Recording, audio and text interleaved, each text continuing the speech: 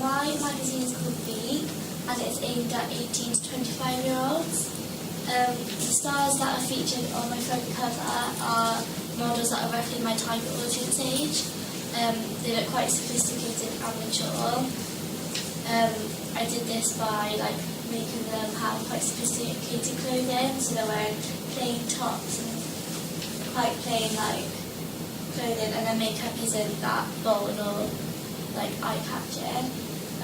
This one here can be seen as the main the girl band, because she's got a blazer on and she's got a red lipstick on, showing a bit more authority.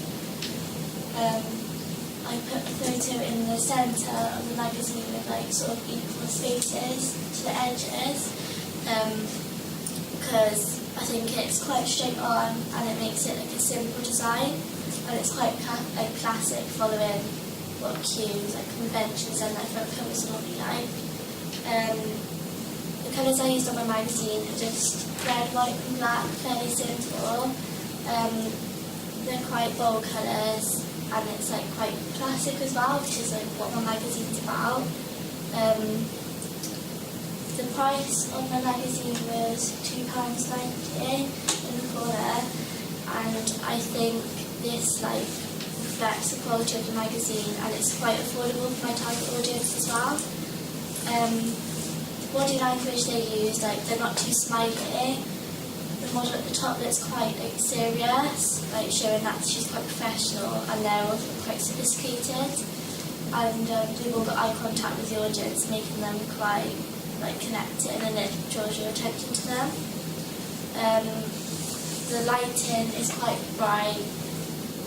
I don't want any shadows or darkness, because my magazine's quite a fun, happy article to read and stuff. The fonts I use are just bold and simple, easy to read, and it makes quite a statement in the capitals I've used in my text, just here. Also, these little subheadings relate to what my target audience might listen to, and just draws their attention to what might be inside the magazine. Right, no serifs on there. They're all quite. Is that a conscious decision to make a more modern look to your design? Yeah, because my target audience is quite young. I don't want it to look too old or posh as well. That might put them off. Okay. It's quite modern and on trend. Good. Do you want to go to context?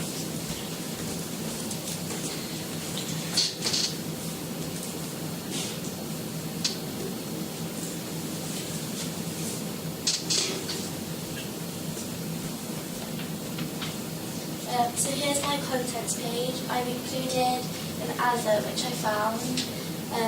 I also chose this one because it sort of relates to my target audience and what they might want to listen to. It's also a music band as well, not just a solo artist.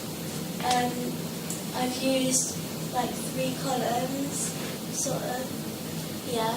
And I've also put the masthead in the corner just to carry on, making it a memorable magazine, so you remember that it's house style. Yeah, house theme. I've also carried on the red, white and black colours to carry on the house theme as well. And my contents page is in capitals, making a statement and stuff. My contents column here is all relating to my target audience and what they might listen to. I've used a Girls on the Edge special, which is obviously what my magazine is about, drawing my target audience's attention to where my double page will be and stuff. I've also included a review which is used frequently in Q's magazines, with just general the music guide of what might be on trend and people might want to listen to.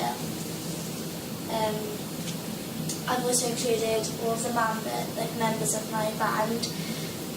I've chosen a collage, a montage of all their faces, just to show who they are and makes you remember their faces more. A bit more about their personality, perhaps. Yeah, It draws you into that article. Yeah. Mm-hmm. Okay.